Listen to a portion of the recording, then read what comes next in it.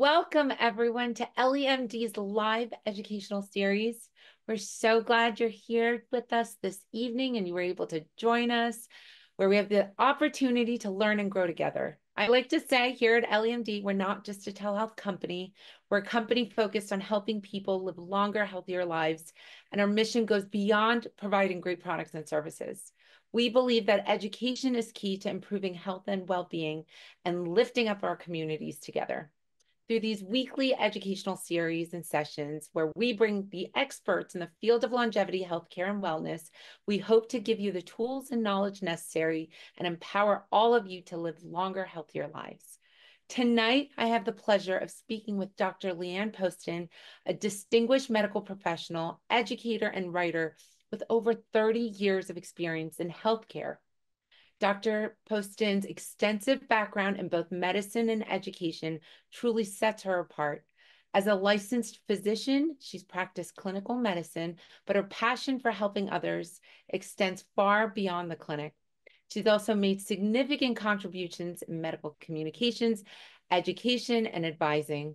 She combines her expertise in traditional and functional medicine to write extensively on GLP-1s, obesity treatments, longevity, and peptides. Dr. Leanne holds a medical degree from Wright State University, Boonshoff School of Medicine, an MBA from Raj Soin College of Business, and a Master's of Education from Wright State University. Very impressive, Dr. Poston, I have to say. Dr. Poston lives in the Midwest with her family. She enjoys traveling, hiking, and Peloton classes. I know we talked about that. Welcome, welcome, welcome, Dr. Poston, to our Thank community. you. Thank you for being here. Thank you, thank you. Before we get started, I just wanted to ask you, how did you come about to become a doctor, a physician? Give us a little background on yourself. What made you so passionate about GLP-1s and peptides? Just tell us a little about yourself. Sure. First of all, call me Leanne.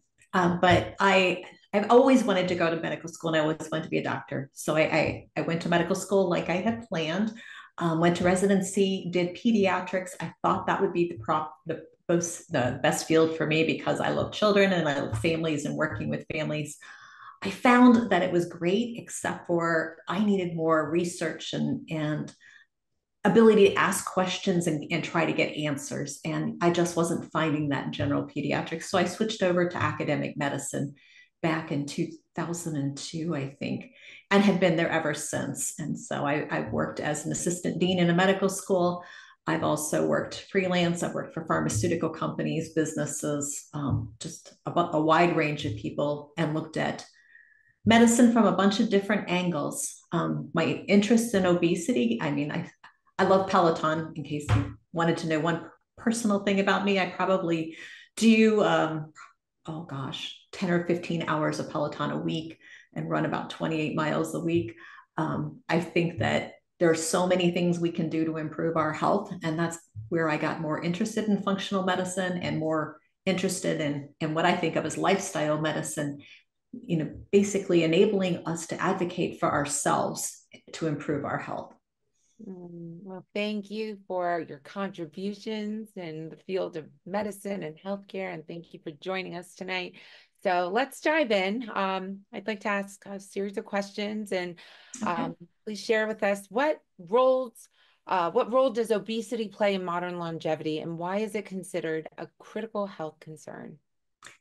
Yeah, obesity, there is about 200 different diseases associated with obesity.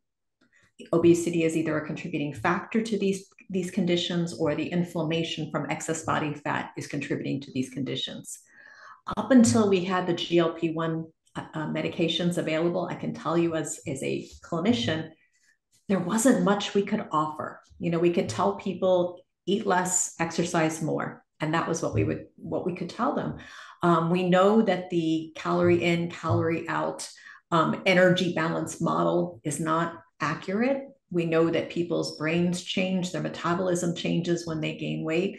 We know that you can improve your diet, you can exercise more, but that's not going to take care of the vast majority of obesity. We have so many contributing factors, from the environment that we live in to the chemicals that are in foods, the additives that are in foods, the easy access to food that we have. There's always the genetic contributors. Some of the research has shown that people with one parent with obesity have a 3 times higher risk of obesity, and people with 2 parents with obesity have a 10 times higher risk of obesity. So there's just so many factors that are contributing to it.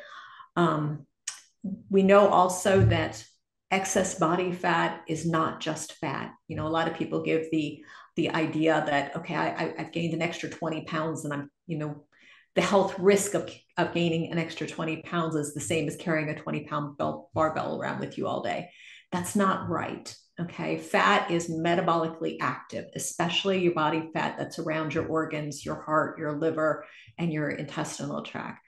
It secretes chemicals that are going to affect your entire body. It increases inflammation and it affects your brain.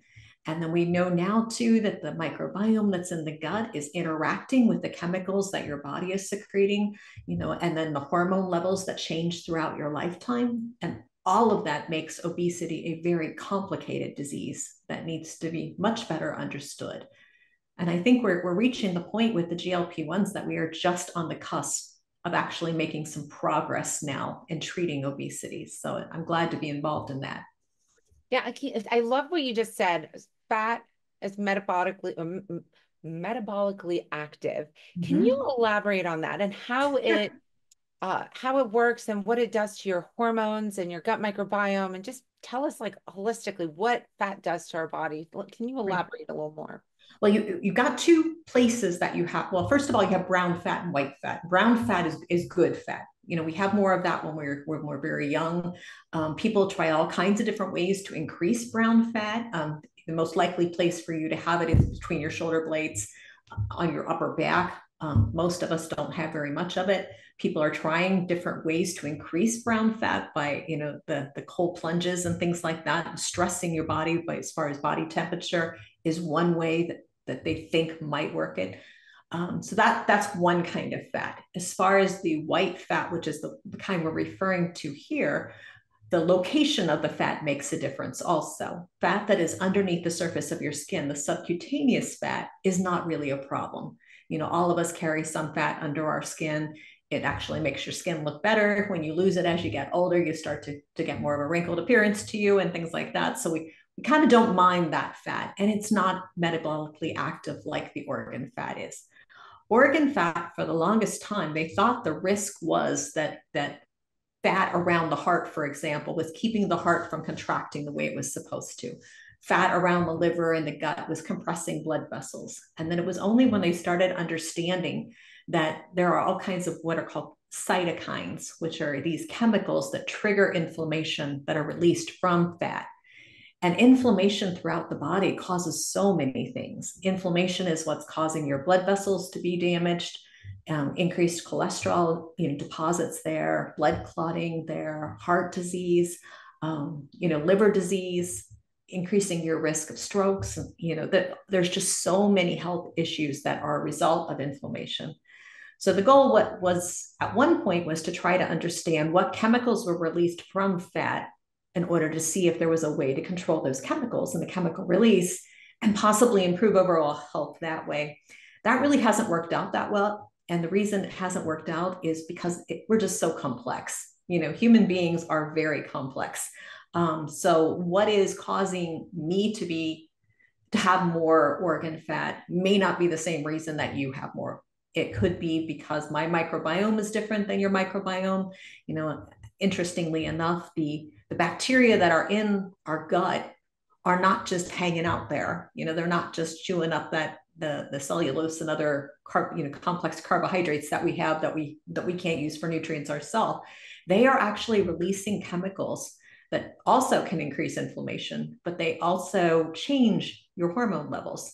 So they can help determine whether you're hungry, not hungry, what foods you prefer, whether you want more carbohydrates or not, because these bacteria want to feed themselves. And so they will trigger your appetite that way. In your brain, you have the reward pathway, in your brain. Some of us, our reward pathway is so much stronger than other people. Some of us can walk past that bag of potato chips and never give it a second thought. Some of us, we walk past potato chips, and especially if you smell it, that's the end. It's going to be on your mind for the next couple of hours until you start eating some. And it's going to take quite a few to get you satisfied too. If you didn't know, potato chips are my thing. So anyway, that reward pathway and the GLP-1s, they're actually using those for and testing them for other kinds of reward pathway driven addictions besides food because of that. Yeah, Then no, there's we're gonna get into that for sure. well, and then there's the genetics too, which is another hugely complex thing because we have the genome, which has now been mapped, as most people know. We know the A, T, C's, and G's and the sequence of them. We have these companies that will map your genome and tell you all kinds of interesting things about the traits that you have and your risk of various diseases and stuff like that. But even more importantly, as far as obesity is concerned, is the epigenome. The epigenome is on top of the genome is what it means. And it is a series of proteins that are around and histones, and they're around your DNA. And these, you can put methyl groups on or acetyl groups on. Methyl groups will suppress the DNA. Acetyls will kind of open up the DNA and allow those genes to be read and used to make proteins. So there's a ton of research looking at that now because we know that what you eat affects your epigenome. We know that the environment that you live in, your emotional status, medications you may be taking, your gut microbiome, all of this can affect your epigenome. And that's why, some of us can lose weight easier and some cannot. And that's what's so nice about the GLP-1 medications, because there's a large percentage of the population that have done the eat less and exercise more. And they've done it multiple times and done it for years. And it's just not working. Mm. So let's take a step back. Maybe you could explain what peptides are and then just break it down a little bit further and tell us what GLP-1s, how they work, what they do, and their role in weight loss. But let's just take it a step back and tell us about peptides first. Yeah. Well, peptides, what a peptide is a short series of amino acids. That's all it is.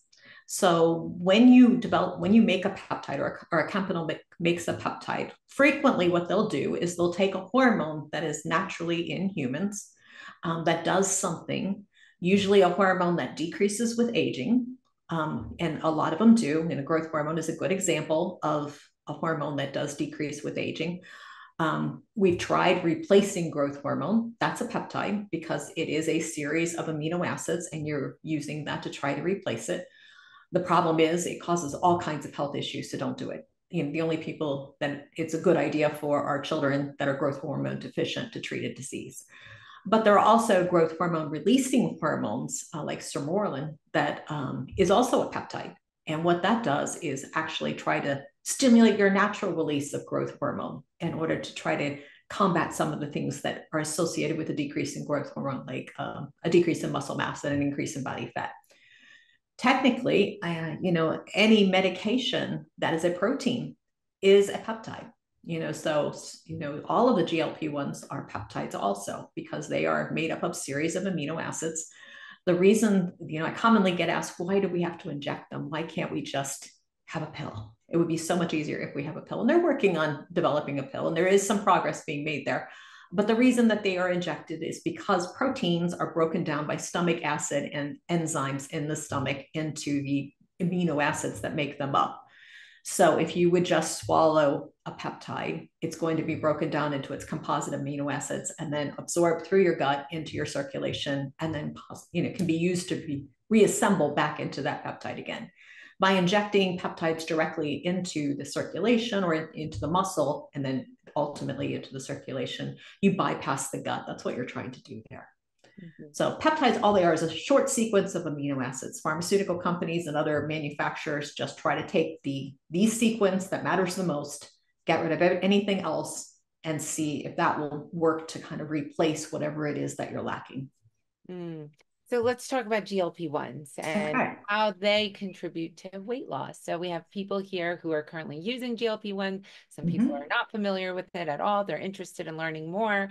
Can you tell us what GLP-1s do and how? Well, there's three big GLP-1s right now, and I'm going to use the generic names for them because I can never remember the brand names that they go with. Okay, so there's The liraglutide's the oldest one. I don't know that it's used as much anymore because semaglutide and tirzepatide have both been found to be more effective. The weight loss potential for both of them tends to be a little bit higher. So all three of them do the same thing, but all three of them were designed for diabetes because one of the major things with all three of them is they can increase insulin production. So if you think about what it is that you're wanting your GLP-1s to do, insulin increases body fat. That's why people who have type 2 diabetes that are injected with insulin will gain weight. They try not to, but they gain weight because insulin is a hormone that stimulates growth, is what it does. Whether it's fat growth, muscle growth, or whatever, it stimulates the growth.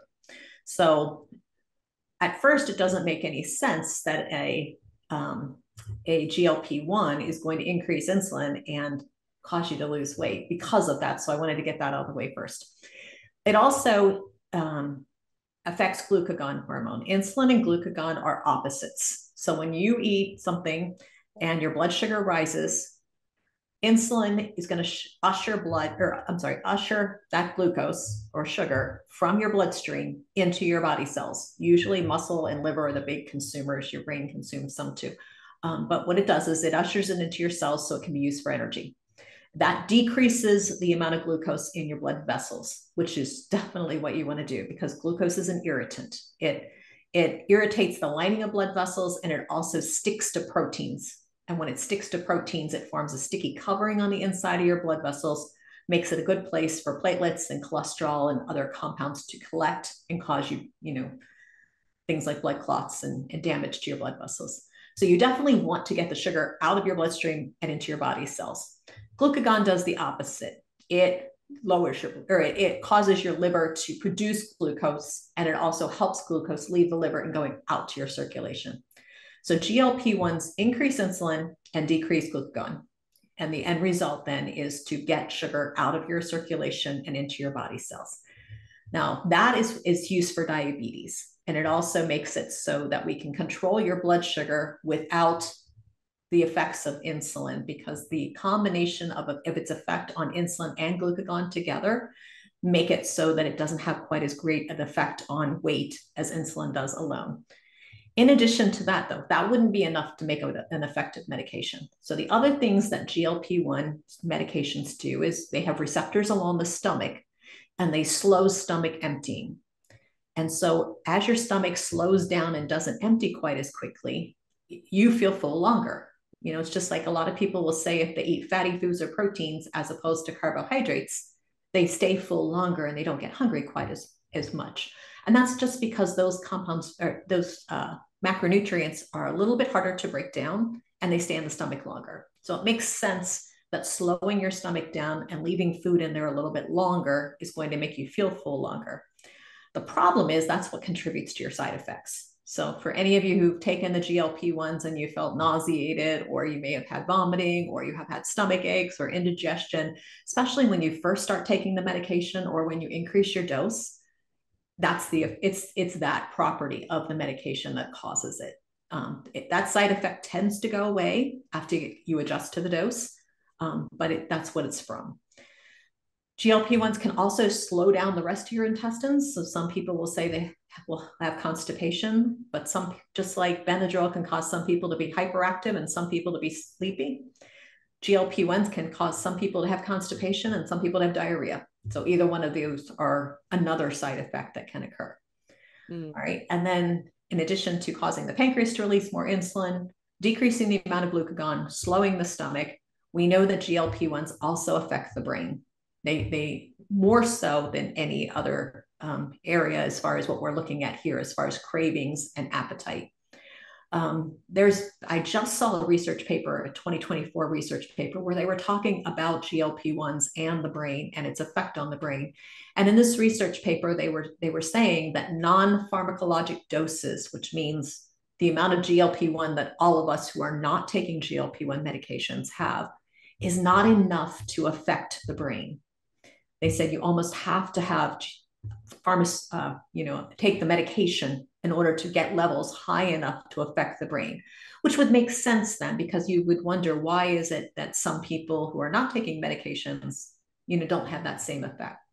So altogether, then the medications decrease appetite, decrease cravings, increase insulin, decrease glucagon, slow stomach emptying, and therefore decrease your appetite. Well, I want to touch on the lipolysis process and how it promotes fat burning, Yeah, especially tirzepatide is different a fats. little bit more known for that than semaglutide is as far as fat burning. And that's been a really interesting because initially they didn't think it did that.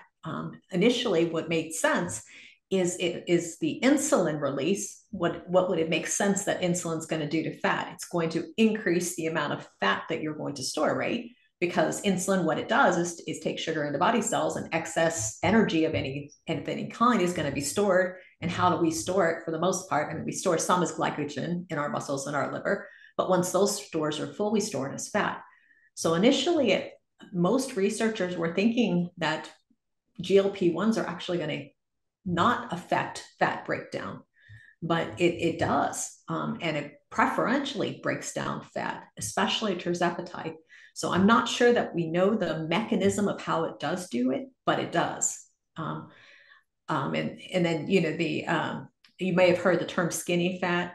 If you've heard people talking about taking GLP-1s and being skinny fat, well, that's one of the things that they're referring to is because the GLP-1s do seem to preferentially break down fat, people are losing weight, but they're also losing some muscle mass too. And so, one thing that you do want to do if you are taking the GLP-1s is try to still stay with your resistant exercises specifically in order to maintain as much muscle mass as you possibly can while you're taking these medications.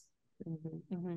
So, from what I understand, these classes of medications, incretins, they're not new. They've been around for a very, very long time. We have enough data, research, and study on them. But can you share with us who would be an ideal candidate for GLP-1 medications? Um, and what factors should be considered when prescribers are Well, prescribing these medications? and the reason incretins have been around for a long time is because an incretin increases insulin release. And so technically insulin, and we kind of know how incretins are going to behave because of insulin. We see what it does, and we would expect that medications that are going to increase insulin release are going to do the same thing. So most of these medications at some point were used to treat type 2 diabetes. That was their initial purpose. That's what they were initially tested on. I believe it was semaglutide's manufacturer that its impact on obesity was kind of a serendipitous finding. What it ended up noticing is that when it was using semaglutide to treat people with type 2 diabetes, they were losing weight. And so they ran a research trial to see what if we increase the dose of semaglutide, would they lose more weight? And they found that they did. So that's where it kind of got started. We have the history of it being used for a long time for type 2 diabetes, but now it's reached the point where we understand that it works very well for obesity as well. As far as an ideal candidate, you are supposed to have a BMI of 30 or higher as your baseline, but there are some caveats with that, which I'll get to in just a second. BMI is weight for height. It's very useful as far as a generalized screening tool, but you will hear a lot of people have a lot of complaints about BMI. Because people who exercise, lift weights, things like that, their BMI is going to be higher because they have more muscle mass, but they shouldn't be losing weight because then they're going to lose that muscle mass. So I know a lot of people will complain about BMI and say, why is that a criteria? It's a criteria because we have to have a criteria. Just like, you can just as easily say, well, the cutoff for fever is 100.4. Well, my body temperature normally runs at 97. Why would I be 100.4 when yours normally runs at 99? It's 100.4. It's just a number that we have. So 30 is your baseline. Anyone with a BMI over 30 is considered a candidate. Now, other people who are candidates are people with a BMI of 27 or higher that have a weight-related medical condition. So what does that mean as far as a weight-related medical condition? It's any condition that obesity is going to contribute to. And if you think about that, there's a lot of possibilities. So the big ones that they talk about are high blood pressure, abnormal blood lipids, type 2 diabetes are the big three. But Are there others that, people could use and say, well, I have this, and it's also weight related. My BMI is 27. Am I a candidate? Possibly so. So, if you do have a BMI that's over 27, I would talk to your doctor to find out if you meet the criteria for it, because there are more weight related medications or conditions than you would think. Who shouldn't be taking the medications? Now, I've got this here because I want to make sure I don't miss anything, but anyone with a personal or family history of medullary thyroid cancer, that one's a little interesting because it was found that the GLP-1s increase the risk of medullary thyroid and other kinds of thyroid cancers in rodents. They have not seen it in humans, but only in rodents. But because it did show up in the rodent studies, they do list that as a possibility. Multiple endocrine neoplasia syndrome type 2, which is a very rare condition. It's genetic. A history of pancreatitis, and that's inflammation of the pancreas. We know that the GLP-1s act on the pancreas. They increase production of insulin. If you have an inflammation of the pancreas or some condition that's, affects the pancreas, it is possible that the GLP-1s can aggravate that. So if you've had pancreatitis, you need to talk to your doctor. Allergies to GLP-1 or any of its components, which makes sense. You don't take a medication with an allergy. Gallbladder disease. Now, I've seen this with some of the GLP-1s and some I haven't. So if you have a history of gallstones or gallbladder disease, make sure you let your practitioner know that you have that history so they can make a decision based on that. Other ones that you want to discuss with your doctor but won't necessarily keep you from getting the medication are suicidal behavior or ideation. There is some indication that at least in some people, GLP-1s can increase the risk of suicidal ideation and behavior. So if you have that, GLP-1 should never be used to treat type 1 diabetes. Type 1 diabetes is that genetic autoimmune, or it's not genetic, it does have a genetic predisposition, but autoimmune diabetes. It is more common, presents typically between the ages of 10 and 14, and the pancreas just stops working, and you need insulin to treat type 1 diabetes. So that it's not a candidate for that. If you're pregnant or breastfeeding, there's just not enough research on pregnant women or women that are currently breastfeeding to know. We were talking earlier as far as clinical trials and why is there not this research? Because in the past, clinical trials were mostly done on men. And the reason that they were mostly done on men was because they were mostly done actually on 20 to 30-year-old military recruits that all had pretty much the same body size, muscle strength, and everything else. And the reason that researchers wanted to use that population, first of all, they were available and they didn't have much say in whether they participated or not. But the other thing that was really important was it got rid of a lot of variables. You didn't have to worry about estrogen and progesterone levels throughout your cycle. You didn't have to worry about pregnancy or birth control pills or what effects they would have or any of that. So unfortunately, that's why a lot of these medications don't have the data that we need for pregnancy and breastfeeding. And we have to know that the risks versus benefits are in favor of testing the medications. So yes, obesity can increase your risk during pregnancy, but does it increase your risk enough to make taking a chance on a GLP-1 worth it while you were pregnant? I don't know the answer to that. Now I get asked this question quite a bit. Do I have to stay on these medications for the rest of my life if I do overeat typically, and I've lost my weight on GLP-1s? Do I have to stay on these medications for the rest of my life? That's a really good. What are the long-term implications? Do we have the information, the data, the science to tell us if these are safe long-term? We have 2 years of data. So that, initially the clinical trials start off with a couple of months. They see what happens there. Then they go up to a year. They see what happens there.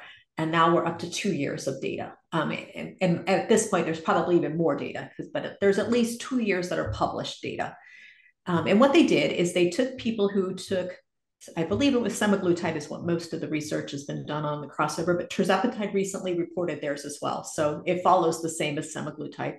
But they took people who lost weight on semaglutide. And the average weight loss on semaglutide is about 15% body weight. And the average weight loss on tirzepatide is about 20% body weight. But they took people who had lost the weight.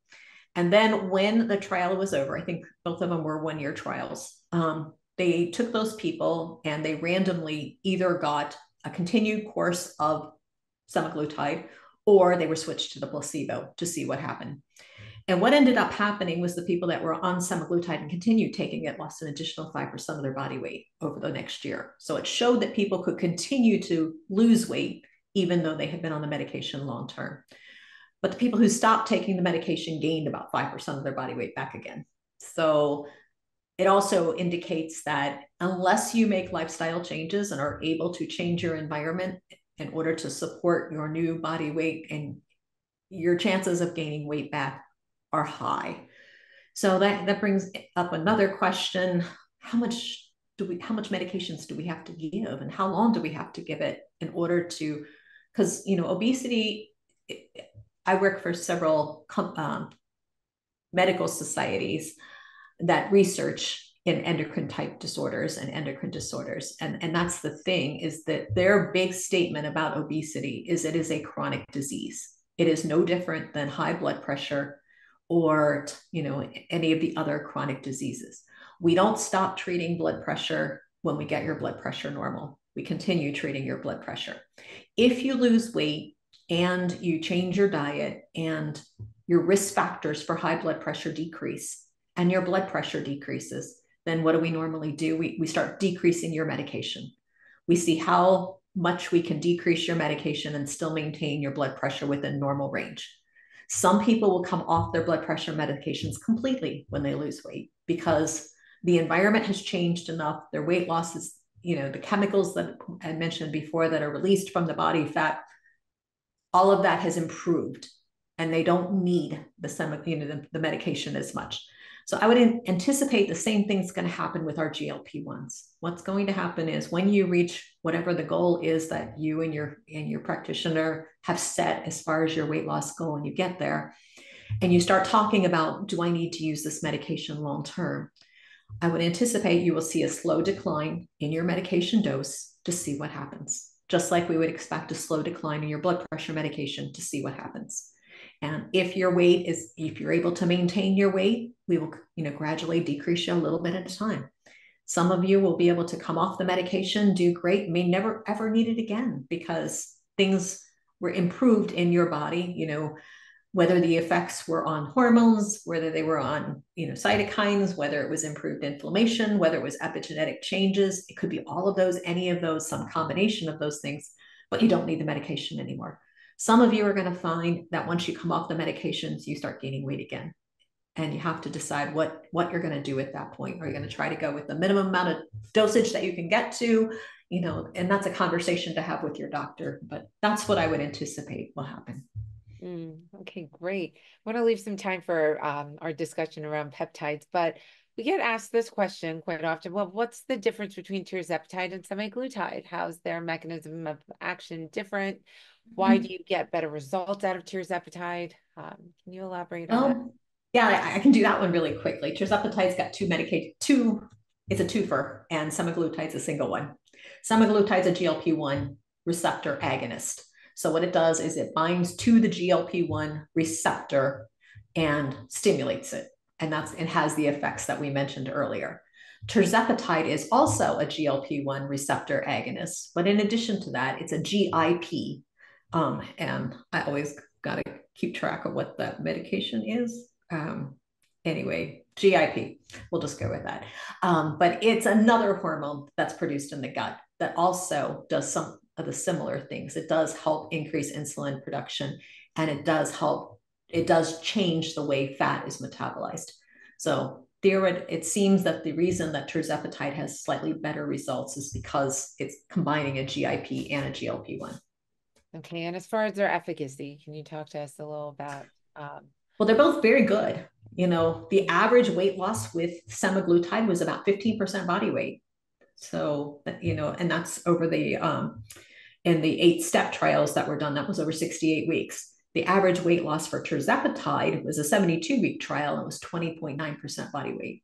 So, to lose a fifth of your body weight over a year, or actually that one would have been 2 years, is pretty amazing results. And if you could look back at the other weight loss options we've had up until this point, we've not been able to get anywhere near that kind of results. We briefly touched on side effects of these medications. I know I have used tirzepatide. So many other people have used tirzepatide before.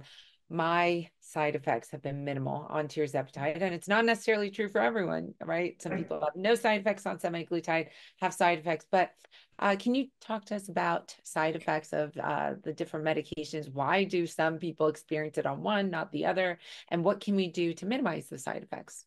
Now, the biggest side effects are due to that delayed stomach emptying that I mentioned earlier. If you keep food in your stomach longer, you're going to feel bloated.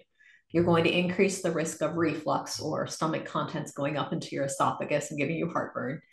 It's going to increase the risk of nausea. Some people will even experience some diarrhea. Um, Semaglutide and tirzepatide both also affect how quickly the muscles in the intestines push contents from the small intestine on down to the colon. Some people will experience diarrhea and some with constipation from it. All of those side effects I would treat the same way that you would treat them if you got them any other way or from any other medication. So knowing that your stomach is full and it's not emptying quickly, of course, you want to go with small, frequent meals. You want to avoid the fats because fats tend to stay in the stomach even longer. You want to stay upright for about 30 minutes or so after you take your medication and after you eat in order to try to prevent reflux and stomach contents going up into your esophagus. Make sure you chew your food thoroughly because that will help break it down worse before it gets to the stomach. Talk to your doctor about any other medications that you're using or taking for any other reasons, because there are some medications that actually slow the stomach even more, and that may be compounding your problem there.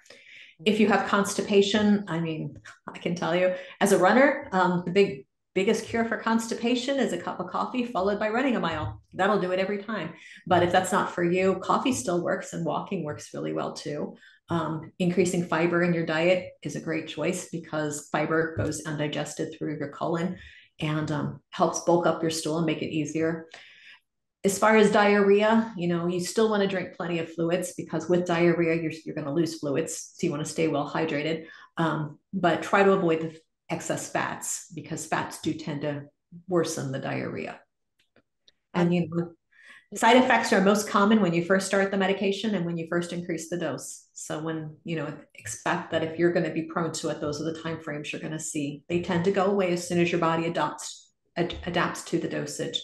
But talk to your healthcare provider if you're seeing those side effects, because possibly they can, adjust your dose a little bit to make it a little bit more comfortable for you.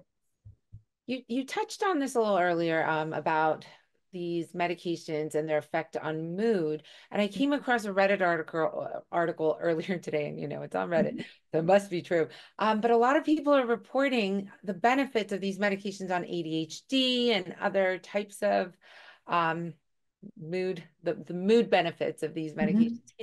Have you come across anything and any reports on these medications and their effect on ADHD or I actually? haven't specifically on that, but we know it does affect the brain and we know it does affect the reward circuit. So is it outside the realm of possibility that it's going to have a lot of different uses as far as, mood disorders and any of those things that are dopamine type dependent? I don't think it's outside the realm of possibility at all, but I don't know of any research yet at this point that supports it. Interesting. And you touched on depression, suicidal ideation. Why is this medication not recommended for people who have reports of these? Because the biggest problem with depression and suicidal ideation is we don't really know what causes it.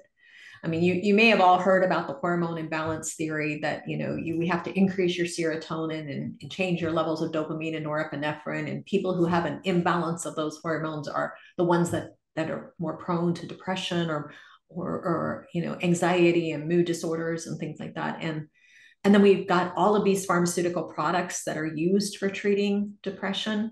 And if you know somebody who suffers and lives with depression on a daily basis, you'll know that a lot of times the medications don't work and they have to try and trial and error to see if they can find something that makes a difference.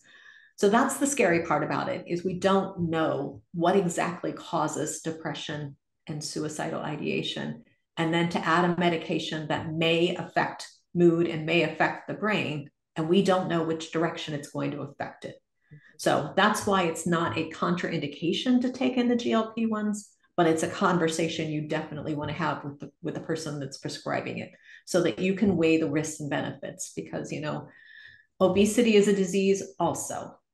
It also has a ton of health consequences. So should we just say that we shouldn't treat that because of the possibility?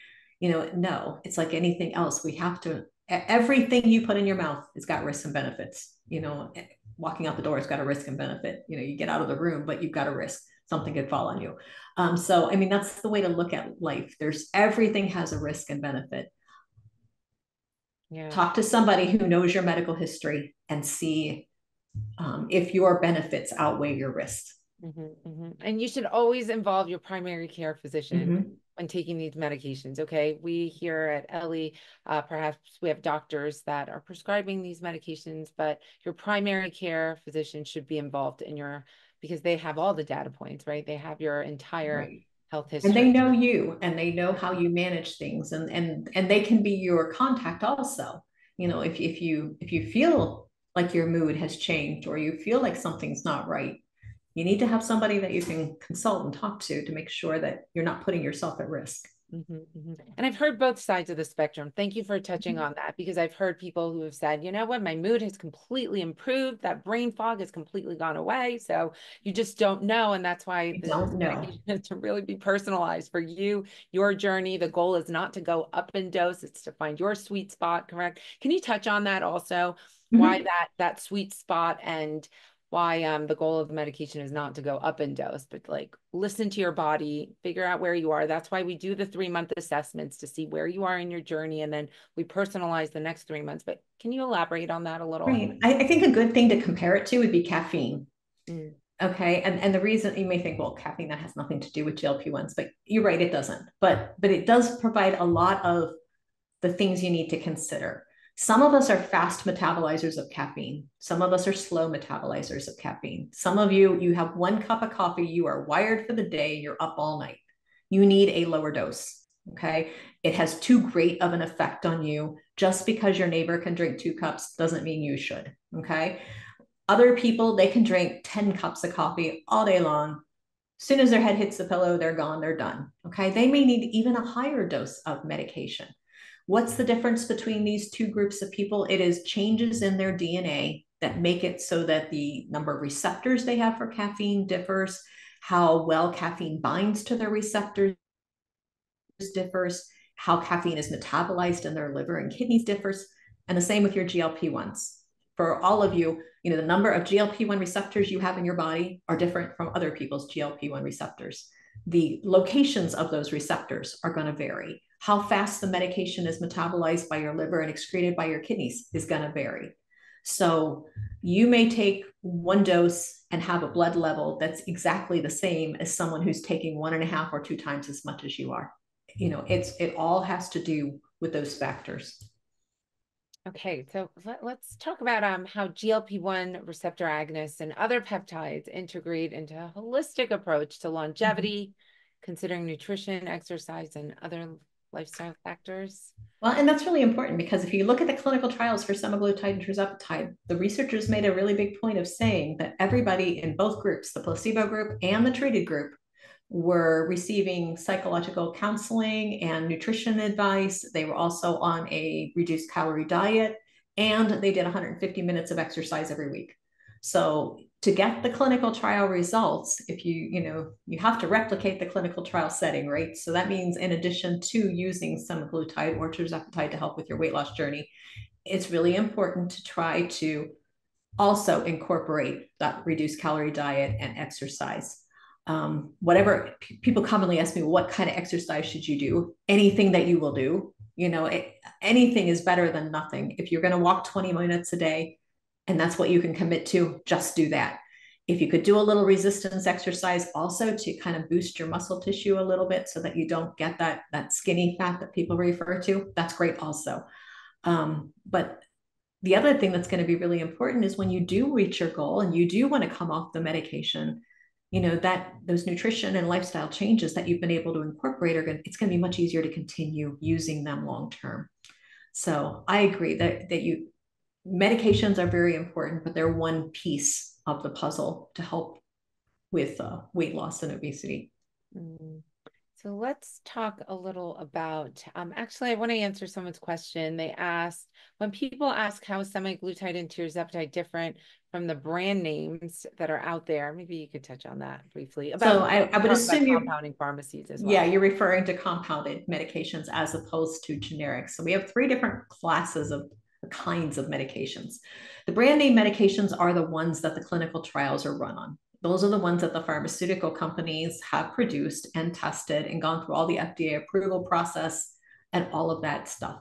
The reason that brand name medications are so expensive is because of that. Pharmaceutical companies have to put tons of drugs through tons of testing in order to come up with a product or two that actually is going to work. So there's a lot of luck involved there, and luck is expensive in when you're developing drugs. So those are your brand name medications. So if you ever wondered why are they so expensive, that's why. If you've ever seen the regulatory paperwork for submitting a new drug application, I mean, it's hours of medical writing to get those done. Once the patent, and that's why brand name medications are given a patent. They're given a patent to protect them for 10 to or 12 to 15 years so that they can kind of recoup some of that medicine from, or some of that money from paying for the clinical trials and the testing and submitting the applications and all of that. So generics are only allowed to be manufactured once that period of time is up. And that's why generics tend to be cheaper. And there's even some ways to support one generic medication over another generic medication. I mean, there's a lot of politics involved in this too, but the simple answer is between the two of them, that's all that there is to that. Compounded medications. Now, if a medication is on the FDA's short list, a medication, the company cannot keep up with demand and they cannot fulfill their backlog, then that medication can end up on the FDA list. If that medication is on the FDA list, then compounding pharmacies can produce that medication themselves for individual patients is how they write it, is because they're compounding pharmacies. Theoretically, they can develop the dose in whatever dose you need. They can add things like vitamin B12. They can add vitamin B6. Vitamin B12 is commonly added to the GLP-1s because it has been shown to help with nausea. So the thought is that if you add that to semaglutide, that it will actually help with the side effects. As long as these medications stay on the FDA list, then the compounding pharmacies in the US are permitted to make it. And they still require a prescription. The difference between a compounded medication and a brand name medication is, and even, I mean, a generic medication has to be identical to the brand name medication. A compounded medication does not have to be identical to the brand name medication. So the thing that's a little bit different is the brand name medication went through all the FDA approval process. Compounded medications are not regulated by the FDA. Now, the labs that produce them are regulated by good manufacturing practices and by pharmaceutical boards, but not by the FDA. And the reason for that is if one person needs 2 milligrams of something plus B12 and somebody else needs 3 milligrams of something plus B12, how are we going to go and do a clinical trial that shows that 2 milligrams plus B12 works just as good as 3 milligrams plus B12 and submit all of the necessary paperwork and everything through the FDA in order to test every single possible combination we can come up with? So that's kind of the difference there. Mm. Thank you for elaborating on that. Well, and that's why it's really good that people are buying medications from online companies and pharmacies that have the reputation for making sure that where they're buying it from is following good manufacturing practices and using the right medication bases and stuff. Thank you for touching. I'm sure you've all seen the for research purposes only online. They're it's a little risky. Not be using those, right? No, it's a little risky. I mean, you're injecting things into your body, and yes, we know that they're saying for research purposes only. You kind of wink, wink. Go ahead and use it, but that's risky. You don't know where they got it from. Mm-hmm. So can you tell us about why and how peptides are available through, so let's switch gears and talk about Mhm. peptides. We have a few minutes left. You told us that peptides are just chains of amino acids that come together and they trigger a series of different events throughout the body. Let's touch on some of the peptides that we offer. So Samoralin, Okay. maybe you could tell us what Samoralin does, and then PT141. Why and how do compounding pharmacies have the ability to compound peptides? Maybe you could touch on that. Yeah, peptides are not in the prescription drug category. So they're not in that patent new drug application pathway that the prescription medications are. Now, PT141 is a little bit different because there is a form of PT141 that is a prescription medication. And so it did go through its pathway and stuff. But people are using PT141 off label. Now, off label always sounds scary to people when I mention things are used off label. I can tell you, as in pediatrics, 80% of what we use is off label. Why? Because if you don't think they're going to do clinical trials on women, do you think they're going to do them on children? So what they do is they do the clinical trials on the men, and then what they do is they decrease the dose for children. Okay. So any I'm trying to think of a good example. Like some of the cold medicines, we use them off label, prescription cold medicines in pediatrics, because they were tested in adults. But we know that half the dose may work well for a 12-year-old, and a quarter of the dose may work well for a 6-year-old, and a 6-year-old and a 12-year-old are just as miserable as an adult with a cold. So we use it off label for that. So that's kind of an idea of what off label means. So what people are doing is they're taking medications like PT141, which was used for in women, premenopausal women that had decreased libido. It's the prescription form of it. And they're like, well, but what else could we use it for? We know the medication has been tested. We know that it does improve libido. So what else can we use it for? And testing was done in men. Some testing, this is new research and everything like that. And some testing is being done in postmenopausal women. And the thought is, can we use PT141, which is prescription for some people, but possibly use it off label for others? So that's how that one came about. Samoralin was a prescription medication way back. I don't even remember how long ago it was a prescription medication. But there was a problem with it and had nothing to do with the medication and its safety or anything like that. It was actually used to treat growth disorders in children. I think that if I remember right, don't hold me to this, but I think what ended up happening was the company made another product that was better for what they wanted to use it for. And so it didn't make sense to continue to pour money into Samoralin. And so they just stopped manufacturing it. But if you look at some of the research articles, they actually make a point of saying it was not discontinued because of any concerns. It was a business decision. But Samoralin, what it does, it requires a prescription because it is an injectable. Anything that you inject into your body does require a prescription, even if it was a protein, because people will commonly say, well, if it's just a protein, why do I need a prescription for it? Why can't I get it myself? Because it is an injectable. But with Samoralin, what it does is growth hormone is released if it's released in pulses. If you take exogenous, so outside the body, growth hormone, well, it's going to suppress your brain from making growth hormone.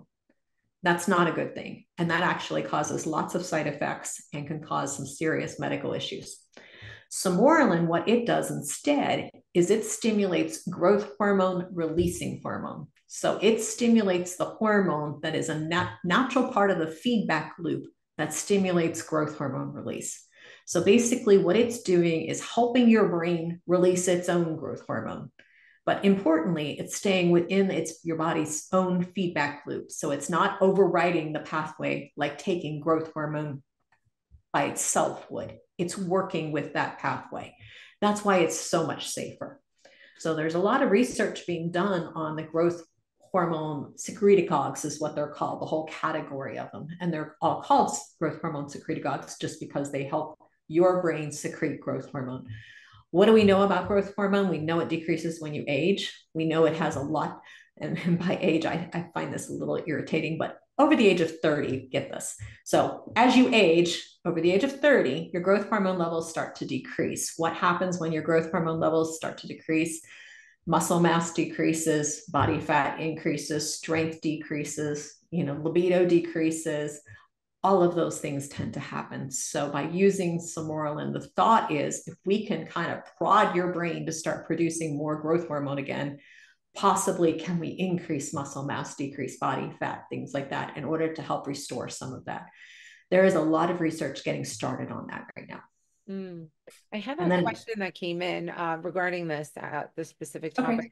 Does over usage or extended usage disrupt the body's natural production of hormones, specifically when it comes to If we're talking about Sermorelin, the answer would be no. And the reason is Sermorelin is rapidly metabolized, number one. So it's hard to get a really high dose of it. But it works in your body's feedback loop. And when I was teaching anatomy, the example of a feedback loop I always gave is the heating and air conditioning system. You got your thermostat, your room gets too hot, what happens? Your air conditioning comes on. Your room gets too cold, your heat comes on. Same thing with all of these. I mean, there are hundreds of feedback loops in your body that control everything. But with the growth hormone system, what'll end up happening is that you take Sermorelin and increase the secretion of growth hormone, and growth hormone levels increase. Well, that's going to cause some downstream things to increase. And as they increase, these growth factors are what they're called, they'll negatively feed back on the brain and slow down growth hormone production. So with that feedback loop staying intact, you can't override it. Thank you for Now, elaborating. that's not the case with all medications. There are other medications that you can inject that aren't part of a feedback loop, like growth hormone, like I was mentioning before. If you inject growth hormone itself, then you override the feedback loop. And yes, you can overdose that. And how about with GLP-1s? We're going back to that topic. Can you overdose GLP-1s? Or will your body's natural secretion of GLP-1s and insulin be affected with prolonged use of these medications? Well, there's two different things there. So one I can answer more confidently than the other. Okay. So prolonged use, I think we've reached the point with us being more 2 years out, not seeing a whole lot of effect with it, and still seeing continued weight loss. And knowing the behavior of other diabetic medications, that we've used medications to treat type 2 diabetes for decades now, and not have had any problems. And they also affect blood sugar and the hormones that control blood sugar. So the length of time, I would say pretty confidently, is not as big of a concern. But you also said, can we overdose on them by increasing the dose too much? I don't know the answer to that. And the reason because we've tested up to the standard dosage of both semaglutide and tirzepatide. They chose those dosages. They did the first stage of a clinical trial is to test for safety and efficacy. They want to show, first of all, that dose doesn't cause any problems, and secondly, that it's effective, that it does what it says it's going to do. So they tend to run really small clinical trials in generally healthy people to check safety and effectiveness, and then from there go on and run the bigger clinical trials. So I don't think anybody can really tell you that if you took 3 times the dose, for example, of semaglutide, that would be safe and not have side effects. I just wouldn't know. Wonderful. Well, Dr. Poston, we're about time. Thank you so much. Do you have any last words? We loved having you here and hope you can come back in following weeks, but any last words? No, I think that, the one thing that I always tell people, that as far as obesity, that it's a very complex disease. If you go to a doctor or anyone else and they tell you it's your fault that you have obesity or it's your fault that you're overweight, I apologize in advance for these people. They don't understand. They were trained in the idea that it's calories in and calories out, and you have full control over your body weight, and you're just not trying hard enough. Please know that is not true. And there are so many things in medicine that people don't know, don't understand. And I'll be the first to admit it. We don't know how a lot of things work. Well, thank you so much. And Well, thank thank you you. all This was nice. for tuning in. Thank you so much for being here. We'll continue our discussions in the following weeks. And Dr. Poston, we look forward to seeing your articles published on the Ellie website. Thank you all so much. Have a wonderful evening. Have great weekends. Love you all. Have a great evening. Take care.